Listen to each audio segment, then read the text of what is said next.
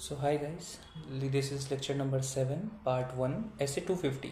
ऐसे 250 एक नया ऐसे है जो हम लोग पढ़ने वाले हैं।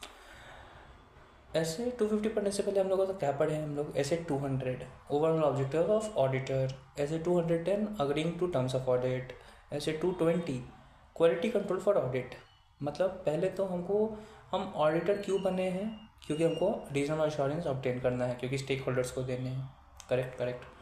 तो अगर ये पता कि ये क्या करना है तो कौन सा ऑडिट पहले पता है कि हाँ ठीक है ये करना है, लेकिन कौन सा ऑडिट में करना है, पहले ऑडिट एक्सेप्ट करे कि नहीं, उसके लिए 210 ऐसे।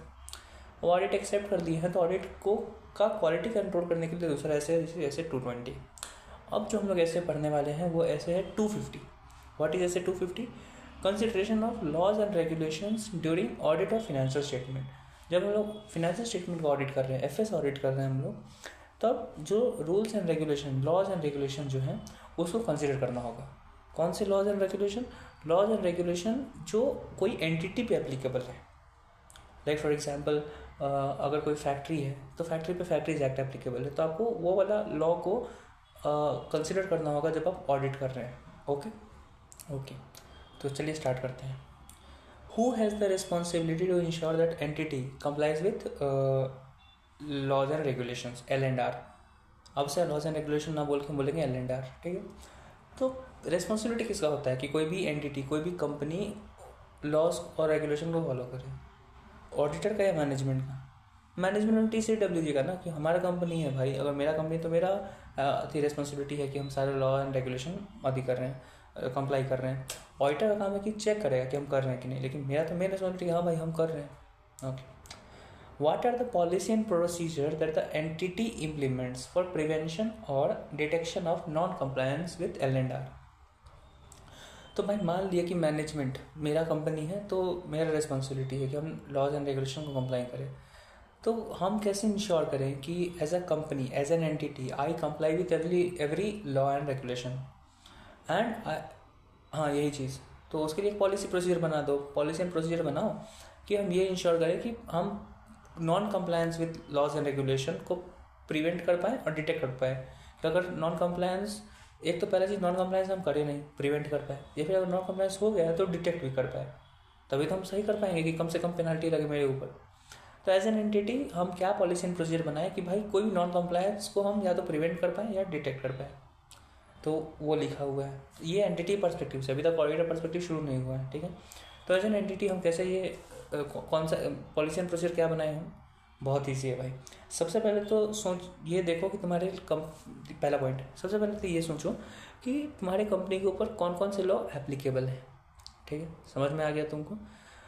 जब ये समझ में आ गया है तो तुम ये देखो कि वो लॉ के साथ वो लॉ का नॉन कंप्लायंस हम नहीं कर रहे हैं, ये पहला में देखो, ठीक है।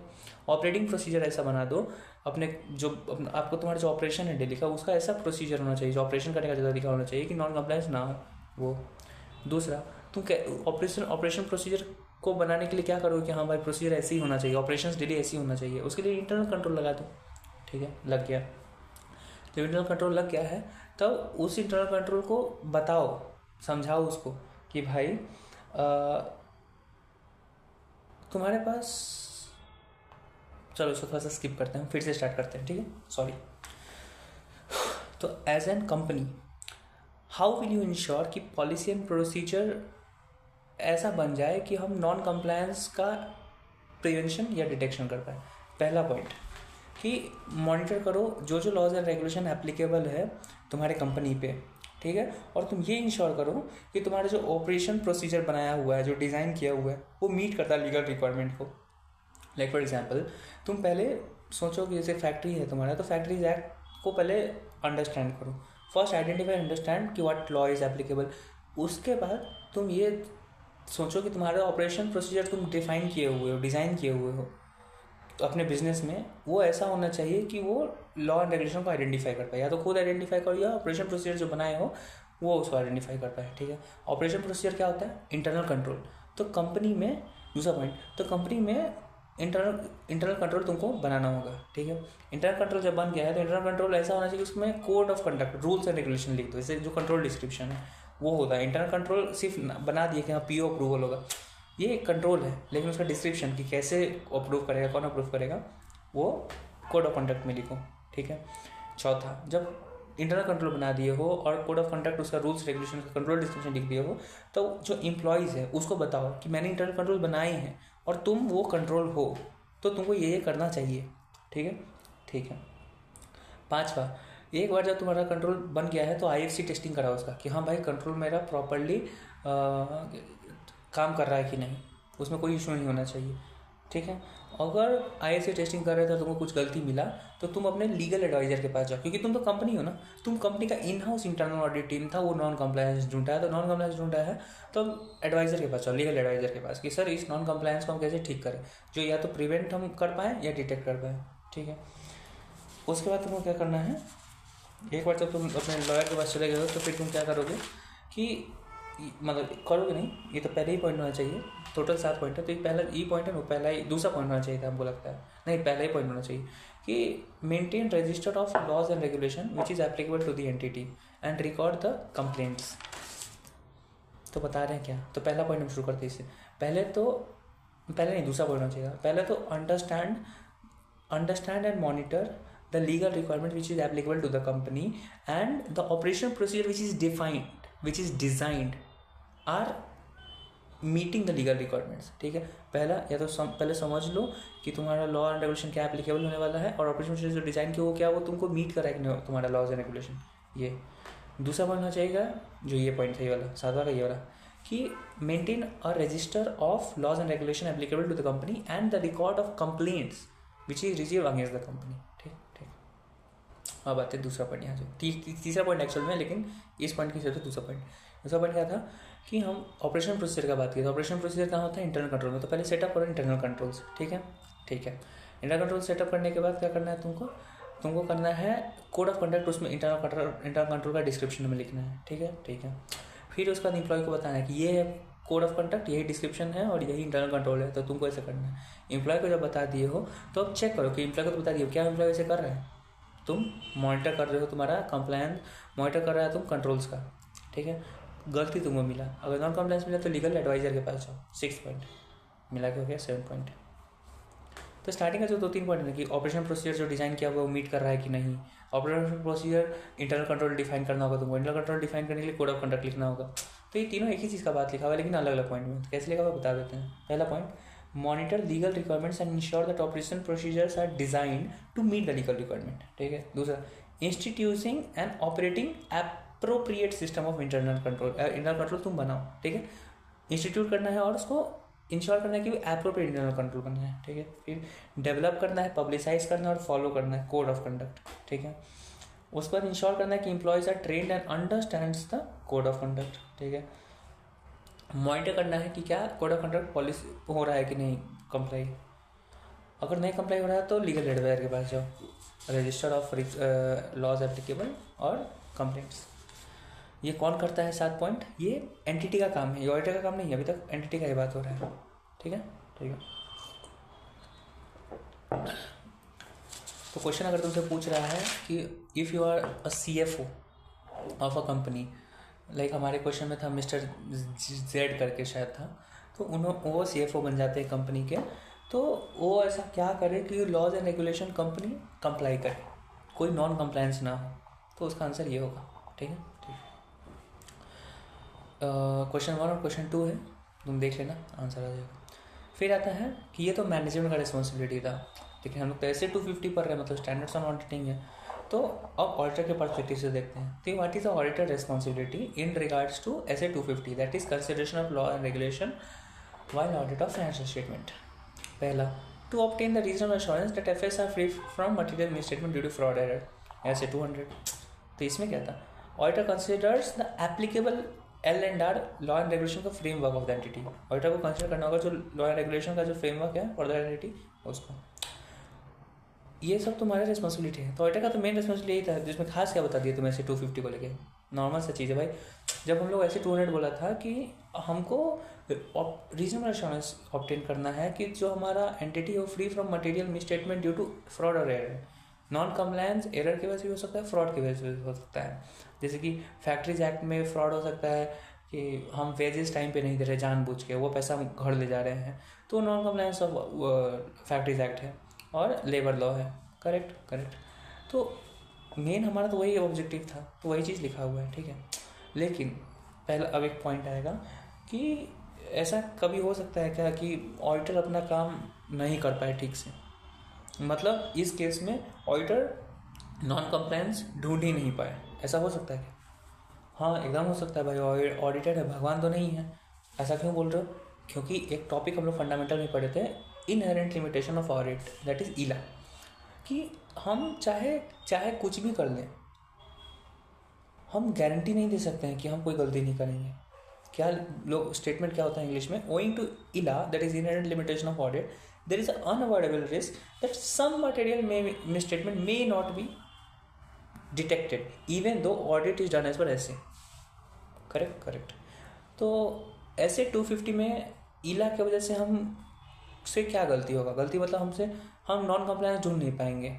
ऐसा कब होगा, क्यों होगा कि हम नहीं ढूंढ पाएंगे? तो यहाँ पे मतलब 250 अगर हम नहीं ढूंढ पा रहे हैं तो वो किस वजह से ढूंढ नहीं पा रहे हैं? उसका 3 लॉजिक है, 3 चीज़ की वजह से हम नॉन कंप्लायंस नहीं ढूंढ पाएंगे। पहला ये कि बहुत सारा ऐसा लॉज एंड रेगुलेशन है जो फिनेंशियल स्टेटमेंट पे इम्पैक्ट ही नहीं करता है, और अगर फाइनेंशियल स्टेटमेंट पे इम्पैक्ट नहीं करता है तो भाई ऑडिटर को कैसे पता चलेगा? ऑडिटर क्या करता है? ऑडिट ऑफ एफएस, ऐसे 250 की है ये, ऐसे 250 बोलता है। ऑडिट ऑफ एफएस को लेकर हम लोग बात कर रहे हैं, नॉन कंप्लायंस और regarding L&R in audit of FS.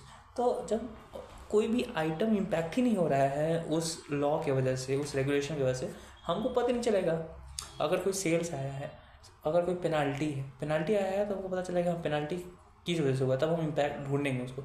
साला रिपोर्टे में नहीं है वो, तो हम कहाँ से उसको ढूंढेंगे? हम उसका नॉन कंप्लायंस कैसे ढूंढेंगे? उसका एग्जांपल ये है जैसे कि इन्वायरमेंटल लॉ क्या होता है कि पोल्यूशन कितना एमिट हुआ है, कितना कार्बन क्रेडिट्स आपको मिल रहा है, वो सब चीज़। तो वो तो एफएस में कहीं आता ही नहीं है, फिनेंशियल स्टेटमेंट का तो नहीं है वो चीज़, और ना ही वो डिस्क्लोजर का पार्ट है कि हमने इतना कार्बन इशू किया। वो एनुअल रिपोर्ट का चीज़ है। एनुअल रिपोर्ट के ऊपर हमारा स्कोप नहीं है ऑडिटर का, तो हम नहीं ढूंढ सकते हैं। पहला चीज़, चलो मान लिया अगर ढूंढ भी लिए हम कि हाँ भाई हम बहुत तेज़ हैं एंड ऑल दोज थिंग्स, हम दूसरे डोमेन से आए हैं और हमको अच्छा सा नॉलेज है एंड ऑल दोज थिंग्स, हम ढूंढ भी लिए हैं, तब भी वो गलती को छिपाने के लिए प्रॉपर स्कीम बनाया हुआ होगा, प्रॉपर वो है क्या उसे कहते हैं तरीका होगा कि भाई ये, जैसे कि अगर इन्वायरमेंटल लॉ ही नहीं उसको ढूंढ पा रहा है, इंस्पेक्टर नहीं ढूंढ पा रहा है, तो एज एन ऑडिटर हम कैसे ढूंढेंगे? क्योंकि उसको छुपा दिया जैसे कार्बन क्रेडिट्स या फिर कितना फ्यूल एमिट, कितना पोल्यूशन एमिट हो रहा है। हो सकता है कि एक्चुअल में ज़्यादा हो रहा होगा, रिकॉर्ड कम हो रहा होगा, हम फॉरेंसिक तो नहीं कर रहे हैं तो हम नहीं पता कर पाएंगे। और अब चलो भाई मान लिए पता भी कर दिए कि यस ये हम ढूंढ लिए, मज़ा आ गया, लेकिन मेरे भाई अगर ढूंढ लियो तो तुम कुछ नहीं कर सकते हो कि तुम फिनेंशियल स्टेटमेंट का ऑडिटर हो। कोर्ट ऑफ लॉ तुमको जो बोलेगा वो करना पड़ेगा कंपनी को। ऑडिटर तो कुछ कर ही नहीं सकता है। तुम एफएस ऑडिटर हो, इन्वायरमेंट ऑडिटर नहीं हो, ना ही पोल्यूशन ऑडिटर हो। तो 3 इनहेरेंट लिमिटेशन की वजह से तुम नो क्लार, भले ही non compliance due to pollution है, लेकिन तुम नहीं ढूंढ सकते। क्यों? पहला तो एफएस को इम्पैक्ट नहीं करता है। अगर तुम ढूंढने का कोशिश किया भी तब भी तुम नहीं ढूंढ पाओगे। क्यों नहीं ढूंढ पाओगे? क्योंकि मेरे भाई वो केयरफुली डिजाइन स्कीम की वजह से कंसील हुआ होगा, छुपा हुआ होगा, नहीं ढूंढ पाओगे। अगर ढूंढ भी लिए तो भी तुम कुछ नहीं कर सकते क्योंकि वो तुम्हारे स्कोप में ही नहीं है। करेक्ट। तो 3 चीज़ क्या है? For L&R requirements, laws and regulation का requirement, inherent limitation of audit while detecting material misstatement are greater. जब लीगल एंड रेगुलेटरी रिक्वायरमेंट का जब ऑडिट कर रहे होते हैं, जब ढूंढ रहे थे कि अच्छा उस हिसाब से ये लोग सारा लॉज एंड रेगुलेशन कंप्लाई किया है कि नहीं, इनहेरेंट लिमिटेशन की वजह से ऑडिटर का ये ढूंढना कि मिसस्टेटमेंट है कि नहीं वो बहुत हार्ड है, मतलब बहुत हाई है, हम लोग नहीं ढूंढ पाएंगे। क्यों नहीं ढूंढ पाएंगे? पहला, there are many L&R relating to operating aspect of entity that doesn't affect FS and is not captured in accounts. Like for example, environment law का non-compliance may involve a conduct designed to conceal it. Non-compliance जो है law का, like pollution emit हो रहा है, ये non-compliance है. It may involve a conduct designed to conceal it. छुपाने के लिए, पोल्यूशन हो रहा है लेकिन हम छुपाए हुए हैं उसको, एंटिटी छुपाए हुए हैं।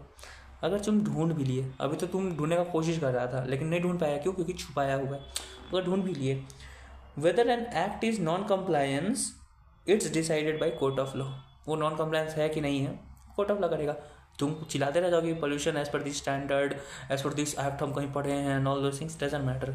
तुम ऑडिटर उसके लिए नहीं हो ना, तो you are out of the scope itself. Okay okay. उसके बाद तो यही था। अगर कोई क्वेश्चन हमसे पूछ रहा है कि is there a possibility that auditor is unable to find non compliance, तो तुम ये लिख सकते हो कि ड्यू टू इला देयर आर 3 फैक्टर्स। ठीक है, अब आता है ऑडिट प्रोसीजर कि हाँ भाई मान लिए गया तुम नहीं ढूंढ पाओगे क्योंकि वो तुम्हारे स्कोप के बाहर है एंड ऑल दोस थिंग्स। लेकिन बहुत सारा ऐसा तो एफएस ऑडिट में ही एफएस का ही बहुत सारा एफएस में जो भी आइटम आ रहा है उस वो भी बहुत चीज़ से इफेक्टेड होता है, laws and regulation. Companies act के हिसाब से ही बहुत सारा तुमको प्रोविजन क्रिएट करना होगा और अलग अलग चीज़ें, लेकिन वो तो तुम्हारे एफएस पे दिखेगा। तो उसको ढूंढने के लिए तुम्हारा प्रोसीजर क्या होना चाहिए, नहीं ढूंढ पाओगे वो अलग चीज़ है, वो क्योंकि वो दूसरा चीज़ का है, इन्वायरमेंट का है। लेकिन जो एफएस में दिख रहा है, एफएस में नहीं दिख रहा होता इसलिए तो वो मैं इला में हम मान लिए, लेकिन जो एफएस में दिख रहा है, तो एफएस में जो दिख रहा है और जो छुपा हो सकता है उसको ढूंढने के लिए क्या प्रोसीजर होना चाहिए, तो वो हम लोग बात कर रहे हैं। ठीक है, तो हमारे पास 5 पॉइंट है। पहला, हमको अंडरस्टैंड करना होगा जो भी L&R फ्रेमवर्क है कंपनी का, और मतलब जो कंपनी में एप्लीकेबल है, जैसे फैक्ट्रीज एक्ट एप्लीकेबल है, तो वो समझना होगा। फिर तुमको ये भी समझना होगा कि कंपनी ऐसा क्या किया है कि वो मतलब कौन सा कंट्रोल लगाए हुए है कि वो L&R को कंप्लाई करता है। पहला पॉइंट समझो क्या एप्लीकेबल है, कैसे कंप्लाई हो रहा है, पहला पॉइंट। दूसरा पॉइंट, तुमको ऑब्टेन करना है sufficient and appropriate audit evidence कि वेदर वो नॉन कंप्लायंस हो रहा है या कंप्लायंस हो रहा है। Like for example compliance check करने जैसे कि जीएसटी कंप्लायंस या फैक्ट्री का बात, तो फैक्ट्रीज एक्ट कंप्लायंस। तो फैक्ट्रीज एक्ट कंप्लायंस में क्या होता है कि हर 1 साल पे तुमको 50 ये एक फॉर्म है जिसमें तुमको बताना होता है कि भाई रजिस्टर ऑफ क्या उसको कहते हैं, पहला तो लाइसेंस लेना होगा। तो अगर लाइसेंस नहीं लिया है तो उसका सफिशिएंट ऑडिट एविडेंस ले लो कि लाइसेंस नहीं लिया है। अगर लिया है तो उसका वो भी तुम्हारा ऑडिट एविडेंस बन जाता है। फिर उसके बाद तुमको हर महीने register of wages, register of this thing damages, वो सब का रजिस्टर तुमको भेजना होता है, वो जा रहा है कि नहीं। अगर जा रहा है तो उसका सफिशिएंट ऑडिट एविडेंस ले लो, नहीं जा रहा तो उसका भी ऑडिट एविडेंस ले लो कि नहीं जा रहा है। ठीक, तो पहला पॉइंट समझे कि फैक्ट्रीज एक्ट एप्लीकेबल है, और ये भी समझे कि कौन सा कंट्रोल लगाया कि फैक्ट्रीज एक्ट कंप्लाई हो। दूसरा, चेक करो कि कंप्लाई हो भी रहा है कि नहीं। ठीक है, ओके। तीसरा, परफॉर्म करना है तुमको specific audit procedure to identify non compliance. तुमको स्पेसिफिक ऑडिट प्रोसीजर को परफॉर्म करना होगा ढूंढने के लिए कि क्या नॉन कंप्लायंस हो रहा है कि नहीं। अभी तक तो हम लोग क्या कर रहे थे, पहला चीज़ में था कि समझे थे क्या क्या कंप्लाई करना होगा, कंप्लाई हो रहा है कि नहीं। अब कुछ स्पेसिफिक एरिया को चेक करने के लिए कि वहाँ नॉन कंप्लायंस है कि नहीं, वो तुमको ऑडिट प्रोसीजर तुमको करना होगा। लाइक फॉर एग्जाम्पल जैसे कि तुमको ये चेक करना तुम्हारे दिमाग में आया कि भाई एक बात बताओ, ये इन्वायरमेंटल लॉ को कंप्लाई कर रहा है कि नहीं, ये स्पेसिफिक तुम्हारा एरिया है चेक करने के लिए, तो स्पेसिफिक ऑडिट प्रोसीजर करना होगा। तो उसके बाद स्पेसिफिक ऑडिट प्रोसीजर क्या है, इंक्वायर और इंस्पेक्ट। इंक्वायर करो मैनेजमेंट के साथ कि क्या कंप्लाई कर रहे हो, और जब बोला कि हाँ कंप्लाई कर रहे हो तो उसके साथ इंस्पेक्ट करके डेटा भेजो, फॉर्म भेजो, कोई अगर नोटिस आया तो वो भेजो, वो ये सब भेज दो। ठीक है, तो इंस्पेक्ट में क्या बोले, फॉर्म गया है कि नहीं, कुछ नोटिस आया कि नहीं। तो जो नोटिस आया है तो inspect the correspondents between client and regulatory authority. Okay, like for example you got a notice from NGT, that is National Green Tribunal, to client. This helps auditor to find non-compliance. तो specific audit procedure करने गया तो पहला क्या किया, inquire किया manager के साथ कि भाई कुछ हुआ है, वो बोलेगा कि नहीं कुछ हुआ नहीं है, तो बोल देना कि भाई तब इंस्पेक्ट करो, इंक्वायर कर लिया, इंस्पेक्ट करो कि चलो ठीक है, notice of register of notice दिखाओ मुझे, तो उसमें तो होगा, उसमें लिखा होगा, देख लेना अपना। ठीक है, चौथा, remain alert for the instances of NOCLAR. हम उतना से non compliance of legal and regulatory requirements बोल रहे थे, इसको शॉर्ट फॉर्म हम लोग बोलेंगे नोक्लार। ठीक है, non compliance of legal and regulatory requirements. तो हमको 4th पॉइंट में कंटिन्यूसली हमको अलर्ट रहना होगा कि क्या कोई नोक्लार हो रहा है कि नहीं। ठीक, और 5वां कि हाँ भाई हम कंटिन्यूसली एकदम रेडी है कि सुन भी रहे हैं कि हाँ कहीं को नॉन कंप्लायंस नहीं हो रहा है। कैसे हम सुन रहे, कैसे हम अलर्ट रह सकते हैं, अलर्ट ऐसे रह सकते हैं कि नोटिस देखते रहो, न्यूज़ देखते रहो कि क्या तुम्हारे क्लाइंट के ऊपर कोई नोक्लार का नोटिस किया, जैसे कि NGT ट्रिब्यूनल तुमको तुम्हारे क्लाइंट को कुछ भेज दिया कि तुम मनी लॉन्ड्रिंग कर रहा है, पॉल्यूशन ज़्यादा इमिट कर रहा है, या कुछ, तो you have to continuously be क्या कहते हैं, अलर्ट। ठीक है, डन डन, ओके। फिर आता है कि भाई अगर कंडीशनल अलर्ट भी हो तभी तुमको कुछ नहीं मिल रहा है, तो मैनेजमेंट से ना रिटर्न रिप्रेजेंटेशन ले लो। हम लोग थर्ड पॉइंट में क्या कहते हैं, स्पेसिफिक ऑडिट प्रोसीजर कहते हैं कि इंक्वायर कहते हैं। इंक्वायर करने के बाद उनसे रिटर्न रिप्रेजेंटेशन ही मांगो कि मुझे दो मैनेजमेंट की ऐसा कोई नॉन कंप्लायंस नहीं हुआ, बस। अगर हुआ भी नॉन कंप्लायंस तो डिस्क्लोज हो गया ऑडिटर को। तो 5 पॉइंट क्या है, understand legal and regulatory framework of the entity and it's industry and how entity complies with framework. क्या, कैसे। obtain sufficient audit evidence, specific audit procedure to identify non-compliance, how inquire management, inspect the correspondence between the management, the entity and the क्या कहते हैं, regulatory authority, remain alert for instances of no-clar, obtain written representation from management DCWG that all no-clar is disclosed to auditor। Okay okay, इसको याद करने का तरीका क्या है, वंस ऑडिटर अंडरस्टैंड, पहला काम है ऑडिटर का अंडरस्टैंड करना कि क्या क्या लॉ एप्लीकेबल है और कंपनी कैसे उसको कंप्लाई करने का कोशिश करता है, वो समझ लिए तब तुमको एक कॉल है भाई, आता हूँ। उसके बाद तुमको क्या करना होगा कि तुमको क्लासीफाई करना होगा कि भाई कोई नॉन कंप्लायंस है कि नहीं।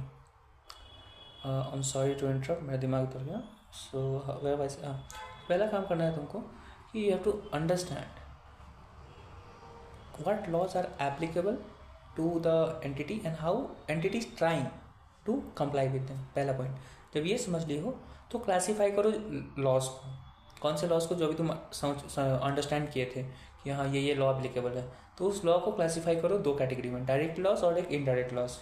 डायरेक्ट लॉस मतलब जो डायरेक्टली एफएस को अफेक्ट करते हैं वो लॉस एक कैटेगरी में, दूसरे लॉस जो इनडायरेक्टली नहीं, जो इनडायरेक्टली एक्चुअली वो इफेक्ट नहीं करते हैं एफएस को, तो जो डायरेक्टली एफएस को अफेक्ट करते हैं उसके लिए sufficient and appropriate audit evidence ले लो। ठीक है, ठीक है। और उसके बाद तुम लगातार अलर्ट रहो कोई ऐसे इंस्टेंसेस फॉर नो-क्लार। डन डन, तो 3 पॉइंट हो जाएगा। पहला अंडरस्टैंड किया एंटिटी में क्या क्या लॉ एप्लीकेबल और कैसे हो रहा है अप्लाई। फिर क्लासीफाई जो किए थे कि डायरेक्ट और इनडायरेक्ट में, तो डायरेक्ट अगर डायरेक्ट लॉ का बात करोगे जो फाइनेंशियल स्टेटमेंट को अफेक्ट करता है उसके लिए सफिशिएंट ऑडिट एविडेंस तुम कलेक्ट कर लो, और उसके बाद तुम्हारा ये अलर्ट रहा लगातार कि कोई ऐसा हो रहा है कि नहीं गलती। फिर दूसरा टाइप का जो लॉ कैटेगरी कैटेगराइज किए थे वो इनडायरेक्ट, जो एफएस पे इम्पैक्ट नहीं करता है, उसके लिए तुम क्या करोगे, स्पेसिफिक ऑडिट प्रोसीजर ऑब्टेन करोगे, इंस्पेक्ट करो, इंक्वायर करोगे मैनेजर के साथ कि भाई कुछ ऐसा हुआ है, क्योंकि एफएस में तो कुछ इम्पैक्ट नहीं आ रहा है, ऐसा कुछ हुआ है क्या तो बता दो हमको। तो इंस्पेक्ट किया और इंक्वायर करो कि भाई कोरेस्पॉन्डेंस जो हुआ है तुम्हारा ट्रिब्यूनल के साथ या फिर कोई भी रेगुलेटरी अथॉरिटी के साथ, अगर वो बताना है तो बताएगा, नहीं तो उसके बाद नहीं बताया तो तुम रिटर्न रिप्रेजेंटेशन उससे ले लो। मेरा भाई तुम ये लिख के दो कि तुम सारा नॉन कंप्लायंस हमको डिस्क्लोज किया ऑडिटर को। Easy easy, understand then understand the laws and then classify the laws and perform accordingly, understand the law applicable to the entity and how entity is trying to comply with the law. Second, जो directly affect करता है FS के लिए, उसके लिए obtain sufficient appropriate audit evidence. उसके बाद तुम ये देख लो कि क्या कोई लगातार अलर्ट रहो कि क्या कोई नॉन कंप्लायंस हो रहा है कि नहीं। इनडायरेक्टली के लिए स्पेसिफिक ऑडिट प्रोसीजर करो, इंक्वायर करो, इंस्पेक्ट, उसके बाद रिटर्न प्रेजेंटेशन, खत्म। तो यही तुम्हारा ऑडिट प्रोसीजर था। तो पहले हम लोग क्या समझे, सबसे पहले क्या समझे थे कि ओवरऑल तुम्हारा ऑडिटर का ऑब्जेक्टिव क्या है ऐसे 250 में, रीजनल एश्योरेंस लेना। कैसे नहीं मिलेगा तुमको ऑडिटर का ऑब्जेक्टिव रीजनल एश्योरेंस कैसे नहीं मिल सकता है, ड्यू टू इनहेरेंट लिमिटेशन। छोड़ो भाई, अगर इनहेरेंट लिमिटेशन को छोड़ दे तो क्या कोई दूसरा तरीका है ना भाई कि तुम ये चेक कर सकते हो कि नो-क्लार हो रहा है कि नहीं। उसके लिए 5 प्रोसीजर तुमको बता दे कि ये 5 प्रोसीजर करो, पता चल जाएगा कि कोई नो-क्लार है नहीं है। डन। अभी हम ये प्रोसीजर किए थे चेक करने के लिए क्या नो-क्लार है कि नहीं, हमको अब पता चल गया है या फिर हमको फील हो रहा है कि हाँ भाई नो-क्लार है। स्टार्टिंग में सिर्फ गए थे कि भाई क्या तुमने गलती किया है, ये चेक करने गए थे। अब जिस तरीके से वो रिस्पॉन्ड दे रहा है ना, तो उससे या तो हमको पता चले, वो बोल दिया कि हाँ भाई हमने नो-क्लार किया है, या फिर उसको जिस तरीके से बोला हमको सस्पेक्ट हो रहा है कि हाँ वो नो-क्लार किया है। तो when non compliance is identified और suspected, then what will be the audit procedure. या तो हमको नो-क्लार सस्पेक्ट हो रहा है या आइडेंटिफाई हो गया, तब हम क्या करेंगे। अभी पहले सोचे थे कि क्या करना है, ऑडिट ऑब्जेक्टिव क्या था, क्यों नहीं कर पाएंगे ऑडिट ऑब्जेक्टिव पूरा, वो भी समझ लिए। और अगर इसको छोड़ दें कि इला को छोड़ दें तो क्या क्या प्रोसीजर करना चाहिए ये ढूंढने के लिए कि न्यूक्लियर है कि नहीं, वो सीखा। अब हमको पता चल रहा है कि हाँ भाई न्यूक्लियर है, तब हम क्या करें, तब का देखते हैं। तो सबसे पहले तो अंडरस्टैंड करो कि न्यूक्लियर है क्या, कौन क्या नॉन कंप्लायंस हुआ है और किस वजह से हुआ है, पहला चीज़ समझो। फिर उसके ऊपर एक्स्ट्रा इन्फॉर्मेशन लो कि तुमको पता चल गया कि हाँ न्यूक्लियर है। अब जाके तुम फर्दर इन्फॉर्मेशन लो कि कैसे हुआ, क्यों हुआ, कहाँ से हुआ, मैनेजमेंट से पूछो। ठीक है, अगर मैनेजमेंट तुमको नहीं बता रहा है कि भाई हम न्यूक्लियर कैसे किए, क्यों किए, तो कुछ नहीं, लीगल एडवाइजर से पूछो कि भाई ऐसा ऐसा हुआ, क्यों हुआ होगा। लीगल एडवाइजर तुमको नहीं बता पा रहा है, तब तुम सोचो कि तुम अपने ऑडिट रिपोर्ट में क्या लिखोगे। ठीक है, और उसके बाद जब इसे समझ लियो तब दिमाग में आगे ऑडिट रिपोर्ट में लिख देंगे कि डिस्क्लेमर ऑफ ओपिनियन कुछ भी। लेकिन अभी तो दूसरा प्रोसीजर भी तुमको ऑडिट करना होगा ना, ऐसा नहीं कि तुम सिर्फ एक पॉइंट पर डिस्क्लेमर दे दोगे और भी सभी चीज़ ऑडिट करना होगा। लेकिन अब जो ऑडिट होगा उसका अलग तरीका से ऑडिट होगा, क्योंकि अब रिस्क ऑफ मटेरियल मिसस्टेटमेंट बढ़ चुका है। न्यूक्लियर हुआ तो हमको बताया नहीं, तो ROMM बढ़ चुका है, तो इसकी वजह से हमको नेचर, टाइम और एक्सटेंट ऑफ ऑडिट प्रोसीजर को भी बढ़ाना होगा। और अब जो रिटर्न रिप्रेजेंटेशन जो मैनेजमेंट दे रहा है, अब हमको उससे भरोसा नहीं है। क्यों? क्योंकि अभी बोला था कि न्यूक्लियर नहीं था, रिटर्न रिप्रेजेंटेशन दिया था, पहला ऑडिट प्रोसीजर जब हम उससे पूछने गए कि कुछ हुआ है तो बोला नहीं है, लेकिन अब हमको फील हो रहा है कि हो रहा है, तब हम जो रिटर्न रिप्रेजेंटेशन जो दिया था अब हमको उससे भरोसा नहीं होगा। करेक्ट। तो 5 चीज़ है जब हमको आइडेंटिफाई हम कर लिए कि हाँ भाई या तो आइडेंटिफाई कर लिया या फिर हमको सस्पेक्ट है कि ये कुछ गलती कर रहा है, तो हम 5 चीज़ करेंगे। पहला काम करेंगे क्या, पहला काम ये करेंगे कि हम समझेंगे क्या गलती हो रहा है, what is the nature of the non compliance and what is the characteristics, what is the circumstances in which the non compliance happened, nature of non compliance and circumstances in which non compliance happened, कैसे क्या हुआ और कैसे हुआ होगा। Ask the management, discuss for additional info. If management is not providing additional info, discuss with legal advisor. If legal advisor is not able to give you information, then understand the impact on audit opinion. Once you have done everything, decided what will be the audit impact on audit opinion, now you have to reassess the risk of material misstatement, and then you will not rely on the written representation given by audit management. Okay. तो book क्या लिखा हुआ है, इसका example था sir दिखे थे कि तुमको पता चल रहा है, ये क्वेश्चन एक्चुअल में कि जो क्लाइंट है ना तुम्हारा, वो फेक इनवॉइस क्रिएट कर रहा है। ठीक है, GST officer DGGI, director general of I think GST, वो आके वो कंपनी को नोटिस भेजा कि तुम फेक इनवॉइस क्रिएट कर रहा है और इसके वजह से तुम शायद ITC या समथिंग कुछ ज़्यादा ले रहा था या सेल्स बढ़ा रहा था। तो so as an auditor what will you do, मतलब नोटिस आया है तो या तो हमको लग गया कि हाँ बदमाशी हुआ है, क्योंकि ऑडिट करते तभी पता चला, लेकिन ऑडिट करते हुए पता चला था कि नहीं सब सही चल रहा था, लेकिन अब वो नोटिस भेजा, मतलब हमको सस्पेक्शन हुआ कि भाई ये नो क्लर्क कर रहा है, non compliance with GST requirement. हम क्या कर रहे थे कि हम ऑडिट प्रोसीजर कर रहे थे आइडेंटिफाई करने के लिए नो क्लर्क है कि नहीं। हम कर लिया पूरा ऑडिट प्रोसीजर, 5 ऑडिट प्रोसीजर कर दिए कि हाँ भाई पहला ही ऑडिट प्रोसीजर के understand entity, involvement, directly FS पे इम्पैक्ट करने वाला, इनडायरेक्टली सब कर दिया, वहाँ कुछ नहीं मिला। लेकिन अब हमको नोटिस आया है, वहाँ पे कंपनी को आया है, अब नोटिस आ गया मतलब तो हम या तो आइडेंटिफाई कर रहे हैं या सस्पेक्ट कर रहे हैं नो क्लर्क का। तब हम क्या करें, कुछ नहीं भाई, फर्स्ट ऑफ ऑल क्या करना है, obtain understanding of nature of activity. Nature of activity क्या है, fake invoice creation, circumstance in which it occurred, how fake invoice was created, understand किए क्या हुआ है गलती, कैसे किया है। Second, obtain further information to evaluate possible effect on financial statement and also discuss with management TCW से discuss करो कैसे क्या हुआ, कैसे हुआ, इन्फॉर्मेशन दो। Management TCW is not providing sufficient info, then impact may be material, then obtain legal advice। Management TCW तुमको data नहीं दे रहा, बता नहीं रहा है और तुमको लगता है कि इसका इम्पैक्ट मटेरियल होगा, legal advice low. If sufficient information can be obtained, मतलब लीगल एडवाइस से तुमको कुछ खास नहीं मिल रहा है, देन मॉडिफाई द ओपिनियन, या फिर auditor will have to evaluate the effect on lack of sufficient audit evidence on audit opinion. Audit opinion सोचना होगा।